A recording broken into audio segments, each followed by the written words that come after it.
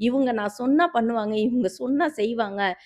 எனக்கு நான் ஹெல்ப் பண்ணலங்க. என் குழந்தைங்களுக்கு இப்போ கூட ஃபீஸ் கட்டுறதுக்கு கொஞ்சம் அப்படி இப்படி இடிச்சுட்டு தான் இருக்கு. இருந்தாலும் நான் மேனேஜ் பண்ணுவேன். எனக்கு அந்த திறமை இருக்கு. எனக்கு அந்த வருமானம் நான் இன்னைக்கு இல்லன்னா கூட நாளைக்கு நான் ஏதாவது பண்ணுவேன். ஏதாவது அடமானம் வச்சு கூட நான் ஏதாவது ஒரு விஷயம் பண்ணி, அது சரி பண்ணிப்பேன். அது என்னுடைய கமிட்மெண்ட்.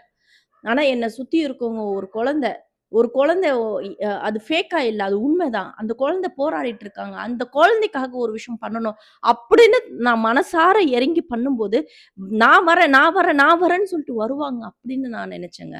நித்தி ஃபேஷன் ஸ்டேஜ்ல நிக்கும்போது நான் அழுதேன். எனக்குள்ள நான் அழுதுட்டு நின்னேன்.